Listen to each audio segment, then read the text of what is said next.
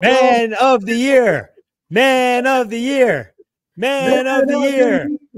Welcome to the #1 friendship podcast in the country. I'm Matt Ritter. I'm Aaron Karo. Guys, please check out Man of the Year podcast.com for all of our merch. Go to YouTube to watch our beautiful faces. Karo, I know you think I'm weird. I know you think I'm kind of a monster, but I think even this you're going to be shocked by. A new low. So you make eggs, you cook it all? Very, very, very little. Okay, so when you make eggs, right? How do you make eggs? I crack it on the pan and I put it into the pan and that's it. What do you do with the eggs? I like sunny side up, so I kind of just like let it kind of simmer and that's it. No, I meant what do you do with the shells?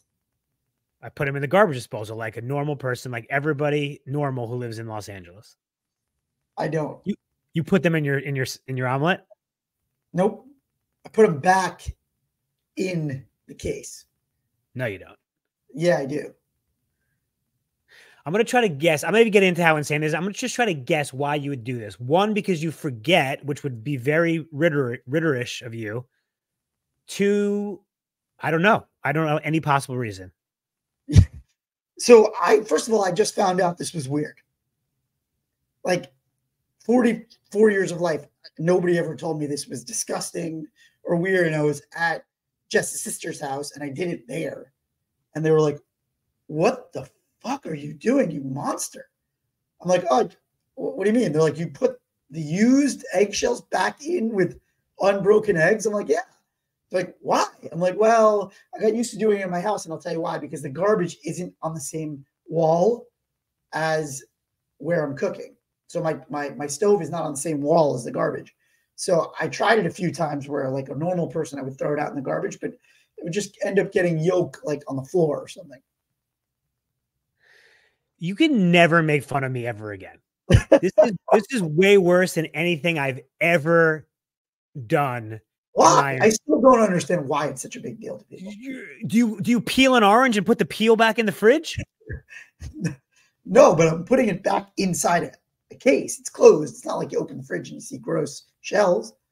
Oh, so it's visually it's pleasing, but I mean you're just putting refuse back into the fridge. Also, you can't. Are they broken like in half? Yeah. First of all, how does Jess even, I mean, we'll get to this part of the episode, but like the fact that you met Jess and found a woman who would, any other woman you wouldn't even be divorced. You'd be dead. I mean, when she met me, I was living on a floor. So the bar was set low. I guess. Yeah. Wow. That's a pretty great strategy. Yeah. So anyway, I just thought you would appreciate me.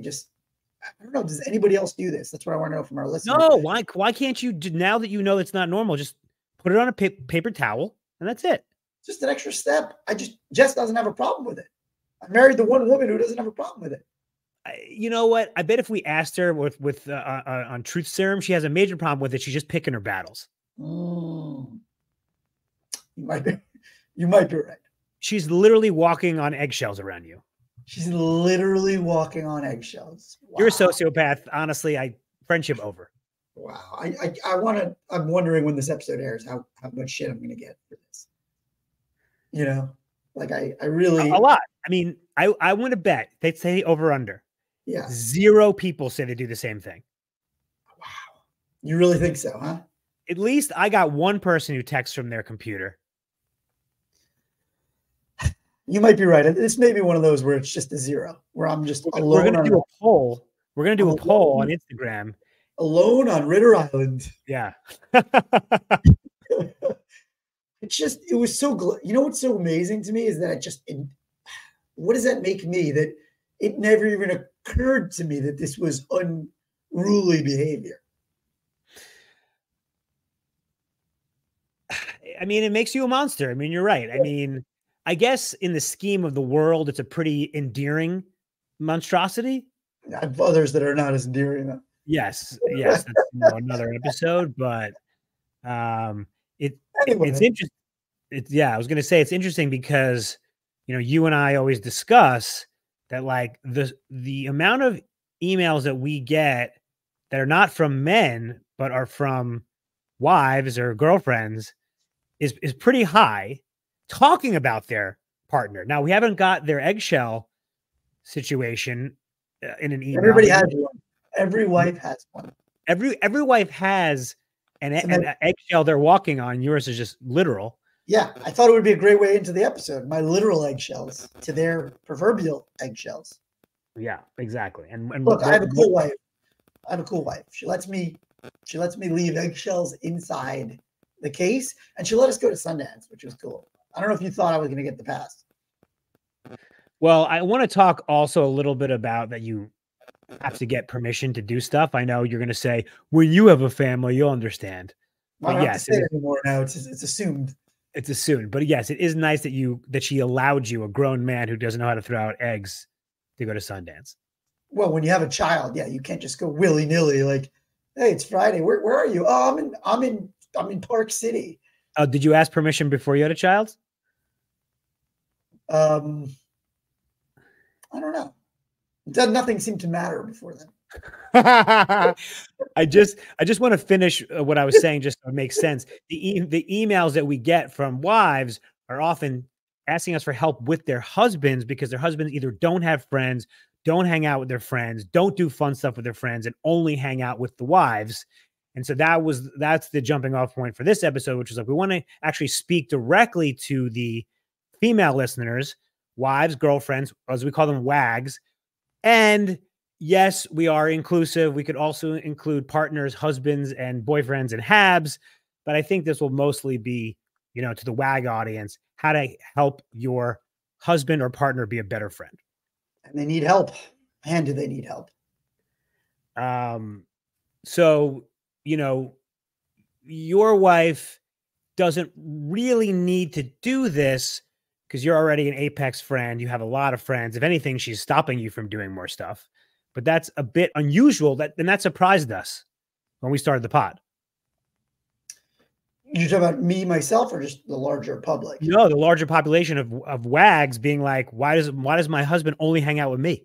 Right. That we originally thought it was going to be the wives holding their husbands back. But what we actually found is they're begging for these guys to have friends at a certain age.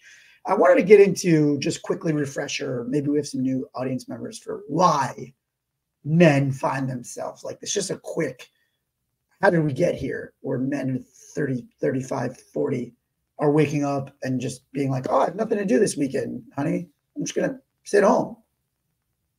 Like, do you have some thoughts on, you want to give us like a quick refresher to our audience on that? Yeah, of course. Men have taught to prioritize family, career, and spouse. So they spend their 20s and 30s, getting married, having kids, climbing the corporate ladder, and they figure, oh, my buddies will be there, all good. And they don't water those friendships, and they wake up when they're 40 and they have no friends. And I think there are the other things this is just a bit of a quick refresher, is that a lot of people move to new cities. So you don't have that same core group that you had. A lot of people move jobs a lot more than they used to. And even if they have a job, it's remote. Like, I used to love my work friends. I don't really have any work friends anymore. It's not really a place the way it used to be. Also, just when you're in your 20s and 30s, everything revolves around social activities. It's baked into your life. And then as you get older, it stops getting baked in and you have to bake it in, right? And women tend to be better at that. And, men just have sort of assumed the gender role of not doing that sort of planning. And then I think there's also the community part of it, right? I mean, I know I have a buddy who said, if you don't golf or gamble, I don't know how you have friends as an adult male.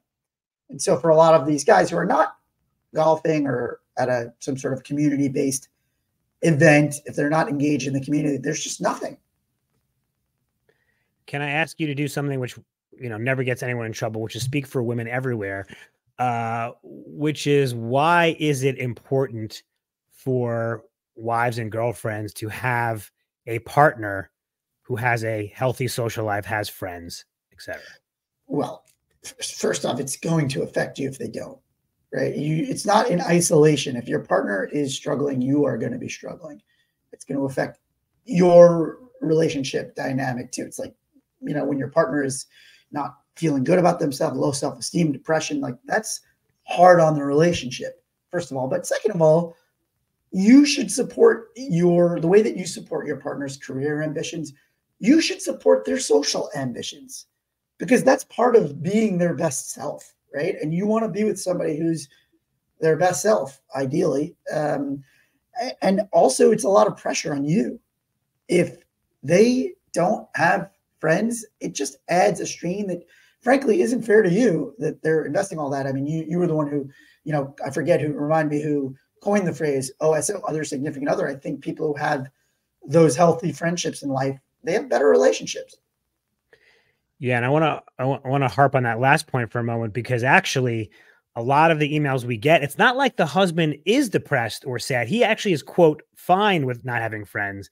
But like, then the wife, like, you can't be everything to your partner. Right. I agree. If the husband says it, then he thinks he's speaking for his wife, who's then emailing us like, no, actually, right, not okay. No, you're not okay. I'm not okay. Right. We're not okay with you being fine with not having any activities at all, ever. And by the way, I do, we do like wife guys who really devoted to their wives and consider their wives their best friend. That's great. But you need to have if you're a man, you need to have a male friends that you can talk to things that you can't always talk to your wife. There's, like, they're not mutually exclusive. Yeah, of course. I'm saying, but like, of course, we are very much, about having healthy. First and foremost for me, my relationship with my wife is first and foremost. It's, in its own universe from friendship, but I don't think, I have to put everything in that one basket. And I think when you do that, you don't live this well-rounded life that we're talking about that leads to contentment or helps you live longer. We're saving lives over here, baby. So how can we help our WAG listeners help their husbands or boyfriends reconnect with their friends, make new friends, be better friends? So I was thinking of the sort of not obvious things that you can do, or maybe it is obvious, but maybe it's not obvious to the WAGs, the HABs, that you could help planning those activities, that you could just volunteer to help plan those activities. I don't know that that's obvious. Do you think that's obvious to what do you mean by those activities? Like a friend reunion, like a going to Vegas trip, like a boys trip, like a boys dinner. You could step up and look, I know there's probably a lot of women going, why should I have to do that? Well, it's not that you have to. It's that I'm just offering a way to get to a better place, because a lot of men, just without some sort of device or assistance from somebody else, aren't going to do it on their own. And then you find yourself in this situation where they're lonely and it's affecting your relationship. So just to be clear, in this scenario that you're talking about, the husband has friends, Matt from school, but that he never sees. And we're saying basically plan a play date for your husband. I'm saying that. That's what I'm saying. I know this may be a hot take and maybe we'll get some hate of like, why should I have to do that? I'm not saying you have to. I'm just offering the outside observer's view that if you do that, he will build in, and maybe then they'll start to do it, and like just give him a little booster, right? And then maybe he'll start planning the next one, and then you go, okay. How do you do it? Like, how does a wife do that? Well, I think it's easier if you do it around tentpole dates or things that they have in common, right? If they like went out to a steakhouse, one time, and your husband was talking about how much he loved that, you could just be like, why don't you do that monthly? I made a reservation for you next month. Why don't you go see if those guys are available? And then you guys can start doing that as a monthly thing. What about WAG to WAG communication to set up a play date for mutual friends? I like that. I wouldn't be against that. But you have to know that your husband likes this other person and actually enjoys and wants to spend time with them. Because otherwise it's the opposite effect, right? It's like we're talking about, hey, I don't want to just be stuck with a guy that my wife set me up with through her friend. Right. But in your scenario, how is the wife supposed to set up this play date if she doesn't go direct. She's going to go directly to the other guy, or just No, tell no, her no, I'm husband? saying do it with the wife, but I'm talking about you need to know that your husband actually likes this guy. Oh, yes. Yes. And that, of course, brings us to the second scenario, which is the husband who has no friends. Right. Now, we have discussed many times in this pod that most people who say they don't have any friends actually do have friends. But let's take the scenario, Matt, that you just pitched, where you guys have moved to a new town. Oftentimes, I've heard this anecdotally from all kinds of people. The women go out and they make friends immediately, and the man is sitting at home. So now what does she do? So I was thinking, I give you a lot of credit for using fitness. I don't know if that you did it deliberately because it's way before this pod. It predates the pod, but the Run Club doesn't predate the pod or around the same time. I was just sort of thinking of, let me be definitive in my answers here. I think fitness is one of the easiest ways to do it if you go to a new city. I've just been thinking a lot about this. And not that every one of our men that listeners are going to be into fitness, but I do think they have an easier time making friends through physical activities. But I want to get more specific because we know our tips for making friends, but this is a woman who's trying to encourage, like, just saying fitness. Like, what do you mean? Like, sign him up for the gym, make him go? Sign him up for the gym, sign him up for the Run Club, sign him up if he's been talking about doing a marathon. I assume you made some friends or had an opportunity to make some friends when you were preparing for the marathon. Most people do.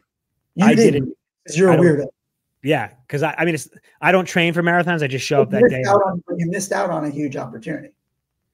I'll give you that. By the way, not training for a marathon is still less weird than not throwing out your eggshells. But I don't know. Now I'm like, man, am I going to get shit for this for the rest of my life? I wasn't sure. Disclose this one on the pod. I mean, the fact that you still are not still don't realize how. I mean, we have to post it on. Do it just to be clear. I still do it. You got to take a picture. We got to take a picture on Instagram. Yeah, I'll take a picture in my fridge. It's in my fridge right now. I find you disgusting. So, what do you think about how can WAGs model good behavior for their partners? So you mean vis-a-vis their own relationships? So is it about exploring how they actually plan them? Would you say? Well, I'm saying modeling, yeah. It's not just seeing them hanging out and being, vulnerable and communicative. I mean, I think it is demonstrating, hey, you need to make an effort. Like, hey, look, I joined the tennis club and that's how I met Sally. Yeah. We make plans in advance. We don't wait to the last minute. Yeah. My wife's pretty good about that, actually, I'll say. Now that we have a kid, which you wouldn't understand, we make plans. I get a night, she gets a night, right? Like tonight I'm going out with my writers group, but last night she was going out with a friend who's leaving her company and they were having like a goodbye thing. And so she's very good at just kind of looking at the schedule and going, hey, I'm going out with, my friend, she just got engaged. We're celebrating that. Is there somebody you want to get together with this one night? We can get the nanny. So that's modeling, I would say, sort of good behaviors of like showing me how, she's already has it planned out. So then it's like, okay, this is some of the things I'm doing. I'm trying to think of the logistics there. So she's going out. It feels like that would be a night where you should stay home. So that you don't need another night. She plans out another night for me. She goes, so I looked at the calendar. She looks at the calendar and she goes, Tuesday, I'm going to do this. Thursday, we could get Orphe if you want to go out because I think it's important. She's been actually very good at impressing upon me that I need to get out and be social. Right. And that, of course, is what we deem healthy behavior because we have talked, not for a while on the pod, about the trope, although we have experienced it ourselves, of the wife who doesn't let her husband hang out with his friends or see his friends anymore. We've talked about it before. We had a high school buddy. He got married in his 20s. Wife didn't like us. All right. Rest in peace. R.I.P. I mean, he's alive, but we haven't seen him. Did we say his name? We don't say his name. No, well, we already said it, but we never saw him again. And that's ridiculous. Yeah. So that's the question of why, what did she think of us? A lot of women have husbands, boyfriends, etc., or men who have partners that have friends that are, you know, a little out there, a little crazy, a little wacky. Is there a scenario where they should not let that husband go out and see their friends? Like, is there ever a scenario where it's like, I don't know about this one, I'm gonna have to put the kibosh now? I mean, the big red flag with our buddy was that his wife banned him from all his friends. So it wasn't like, oh, that's a good sign it's her. Yeah, it's a pretty good sign, especially when we're a pretty wide range of. Also, like a bunch of nice Jewish boys, like we're a wide range of very similar Jewish kids from Long Island. But I do see a scenario. Let me talk this out loud. You're a wife, your husband's got a bunch of friends, and there's one that's just a real rascal. He's a real troublemaker. Your husband comes home at 4 o'clock in the morning, you know, like this guy's got no job. Like, yes. I don't know. Can you put your foot down there? Yes. Yes. And it's on you as the husband. If you want to retain that friendship, you should know better that you're now kind of ruining that friendship in her eyes. What do you mean ruining that friendship in her eyes? Well, I'm saying you're now feeding into that. Like, it's not just her like seeing him as the toxic friend. You are feeding into that. And now she has a right to feel that way. And it's on you, if you want to maintain that friendship, to be like, listen, dude, let's hang out in the afternoon. Let's not get blacked out every single time you and I go out. It's not a good look. Right. I mean, that is assuming that the husband agrees with the assessment that this guy's a bad influence. Right, but the proof is in the pudding, right? If you're only hanging out with that person and it only leads to bad decision-making, yeah. Also, you should take a look at that friend.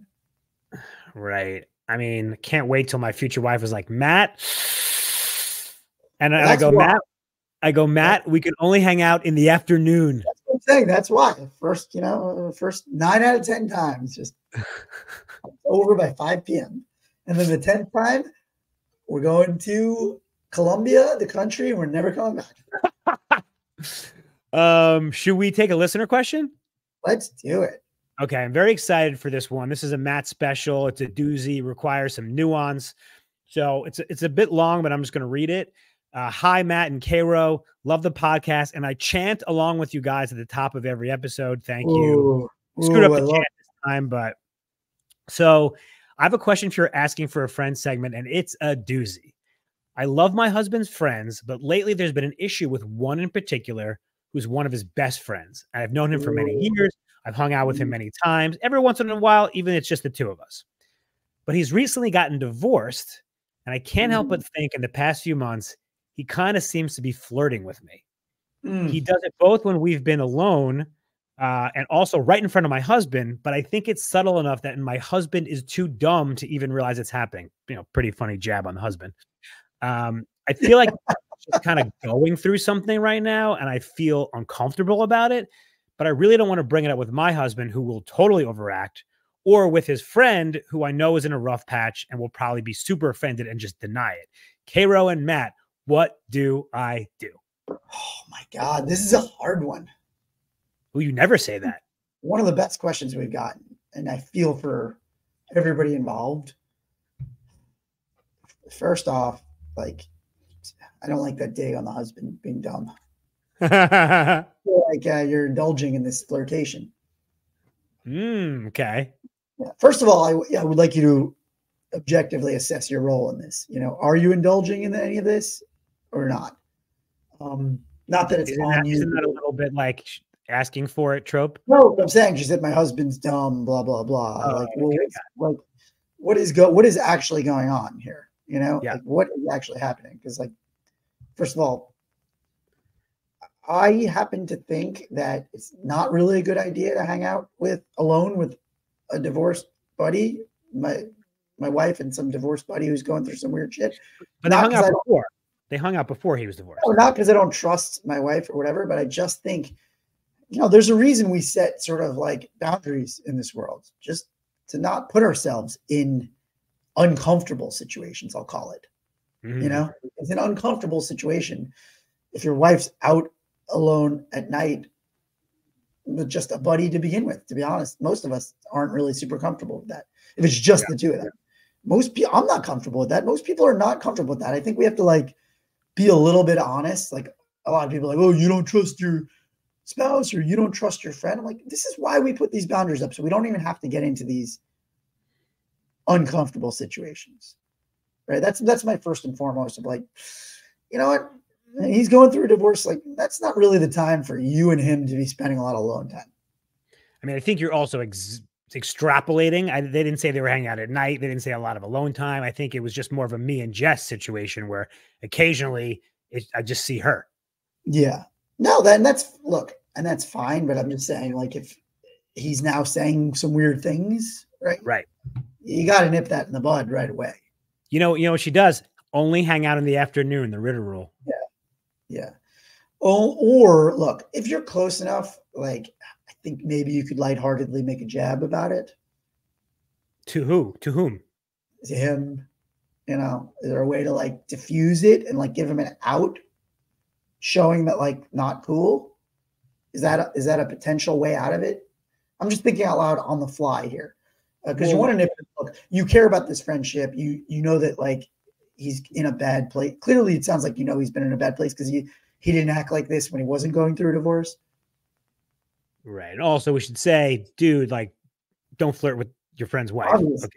First of all, would you agree, before we sort of get to her solution, that going to her husband probably would be her second or third option? Because once you do that, it's like World War III.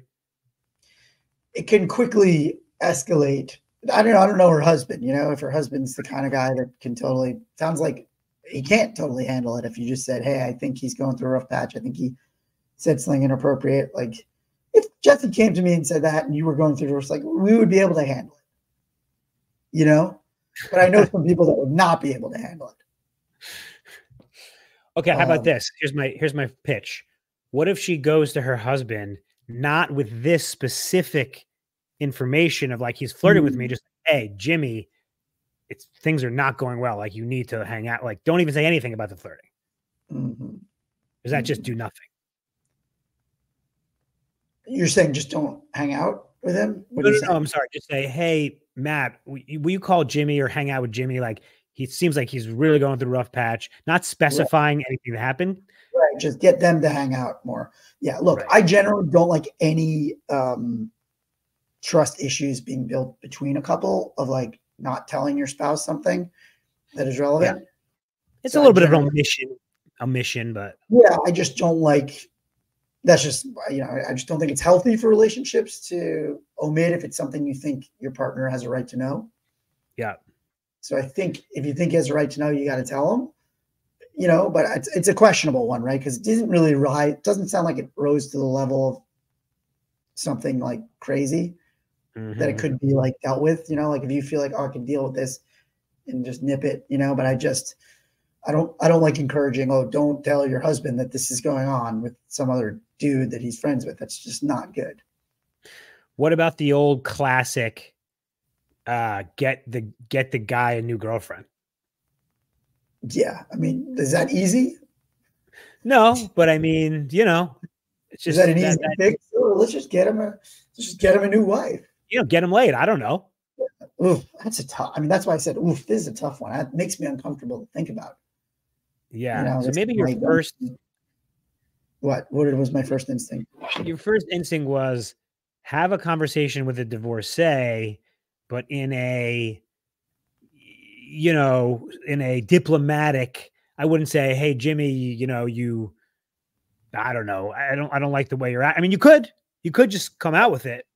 Yeah. But yeah. You could just be like, listen, dude, not cool. Like, I don't want to hear talk like that. Not cool. Yeah. I mean, I guess I wish we had some examples of the actual flirting. I know. I want to hear what he said. Yeah. What was it like? I mean, because, you know, you say inappropriate things to all of our wives. I say complimentary things. Yeah. Inappropriately complimentary. I can't remember who got mad at me. It wasn't you, But I saw my buddy and his wife, and I was like to the wife, I'm like, "Oh, you got a haircut. It looks nice." And she goes to her husband, "How you didn't even notice? Why did Karo notice?" You know, should I not have said anything? Karo's like, "You got a breast enlargement, didn't you?" Did you? I didn't know that. He didn't even know. God. You're like, "Oh, you're on Botox." You're very observant. You're very observant. I am very, as we know, very observant. Right. So maybe this guy was being observant. Yeah, maybe he's just a really observant guy. Maybe he's just giving a compliment too. Maybe look, there is maybe a just like, all right, just let it slide. Like, what did he say really? You know, was it just I gave you a compliment, you know? Yeah. Guys, I mean, listen. Look, some guys engage that way a little bit more than others too, you know. It's hard to say, hey, there's a hard and fast rule about what happens if my friend who's going through a divorce might be kind of flirting, right? If he's definitely overtly flirting, we got to nip it in the bud. Right. So I think step one, you have a more diplomatic, maybe even joking conversation about, hey, not cool, blah, blah, blah. Step two, you have a more explicit conversation with the divorcee. Right. And then step three, tell your husband and he got to beat him up. Yeah. He's got to kill him. Yeah. I mean, when you tell your husband a crime, have we just created the plot of like a Hallmark movie? Well, it's kind of like that movie, The Dilemma, but like that was like Vince Vaughn sees that Kevin James's girlfriend's cheating on him and has to decide whether to tell him or something. It's not really a total comp, but it's like The Dilemma meets like, you know, murder. Well, let's play it out. You be the scumbag friend. Okay. What's up, Jimmy? How are you? Well, hey, it's not great, man. I'm divorced. You'll find somebody. I don't think so, man. I think this is it for me. Well, I'm supposed to be the girl that you're flirting with. So when are you going to lay it off? I thought you were the husband. No, I'm the wife. Were you like, why is he not flirting with me? Like, is this how he flirts? I was insulted that you weren't flirting with me. You're divorced. Oh, okay. So I'd say, yeah, it's not going great, but like, man, you know, you and Barry, you got it. You know, Barry's got it real good. He's really. You'll find somebody. You'll find somebody. I know, but Barry's just a lucky guy. You know, he's a lucky guy. There's somebody out there for everybody. You'll be great. You'll be great. And you look great, by the way. Soul Cycle this morning, or? All right, take it easy. You know what? Save it for your next week. How's that? That was good, right? Isn't that what we want for our audience? Isn't that the answer?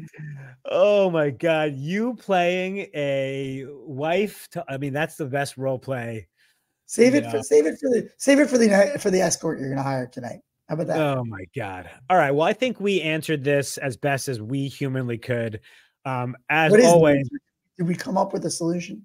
Yeah, I say number one, have a diplomatic conversation with the divorcee. Number two, have an explicit conversation with the divorcee. Number three, talk to your husband. Yeah. Okay, I like it. And don't do that if you're the divorcee guy. Don't do that. Don't do that. Don't flirt with friends' wives. It's not a good road to go down. Just be a normal person. And by the way, I'm going to put this on. I'm going to put this on me. This is my fault. I never introduced the segment. That's always my job. Guys, this was Asking for a Friend. This is our advice column. If you have a friendship question or an ethical dilemma, send it to us on Instagram, Man of the Year Podcast, and we will answer it on the show. So, Matt, is there anything else you wanted to talk about as far as advice to the WAGs and the HABs before we end? Yeah, I had one last one. You know, I was just thinking about concrete advice. Maybe there's a simple fix of just straight up celebrating your husband, like, you know, throwing him a party for something that's outside of the birthday thing, just giving another thing on the calendar to get together with his friends. Like, other than just going like, hey, you guys should get together for a sporting event that feels random. Maybe there's something you could put that is a little more concrete when like there's something to celebrate. Maybe, I like that a lot. Yeah. I like that a lot. Well, because in the previous example, you're just saying, hey, Matt, you and Bob should go get a steakhouse. I made your reservation. It's a little contrived. Here you're saying, hey, Bob, it's your birthday. I invited 10 people. We're having a party. It's more natural. Yeah. Okay, good. I'm glad you. But you're asking, how can you do it besides a birthday? Well, I think birthday is a good one, but if there was others, like, anytime if you got promoted, like, boom, let's call the friends and let's get. Well, I think together. it's holidays. We're having a July 4th barbecue. Right. Holidays, right. There's enough holidays floating around, right? Yeah. I mean, you just got to, you got to know his friends and invite them. But like, yeah. I think that's great. One thing you could do too, this was my last one. Remind your partner of the value his friends bring to his life. Express gratitude yourself for those connections. That could reinforce their importance to him. Like, hey, Matt, it's really great what you and Barry have. Yeah, I think if it's said out loud, it kind of spurs on those feelings like, oh shit, I owe him a call. Yeah, I love that. Okay, so what did we learn today? I learned that, Matt, you are a stone cold, unrepentant sociopath who puts empty eggs in the carton, has been doing it for years and will continue, and I'm questioning everything. I'm not sure anybody listened to anything else after that because they were probably in shock, right? Do you think they even heard the episode after that? Probably not. Oh my God. Yeah, no, look, I think we learned that first off, maybe you're a listener and you didn't, maybe you're a female listener and you didn't know you were not in the minority on this. We got a ton of female listeners and partners of men who are like, I need help. He needs help. We need your help collectively. What can I do? So you could have a role to play. I think that's the big, what did we learn today is you can play a role if you want to. We're not putting this on you. This isn't us saying, oh, well, the wives need to step up. We're just saying, hey, from our experience, what we've learned doing this pod is if you do it, you're just making it a little easier to get to the result, which is everybody's feeling a little more content, a little less lonely, and you're happier and your relationship's better. I love that. I have a great shout that you're going to appreciate, Matt. I want to shout out one of our fans, Eric in Philadelphia. That's Eric with a K. Eric has bought so much merch that there's just people in Philadelphia running around with our hoodies, with our t-shirts. He's the man. Oh, well, then I want to give a shout out to Sam, who is wearing our merch in Philly too. And Jen, who claimed that she was going to buy some merch this week, and she's in Philly. So hopefully they run into each other. I was going to say, you think Eric is, is related to this circle? No. And maybe they end up like dating or something because of the merch. I mean, I would love that. We should be more than friends. Yeah. Oh, we got to add that to the registry. And by the way, if you want to get our merch, you go to manoftheyearpodcast.com and check it out. Great show, Matt. Love you. And guys, remember, be good to yourself. Be good to your friends. Love you, buddy.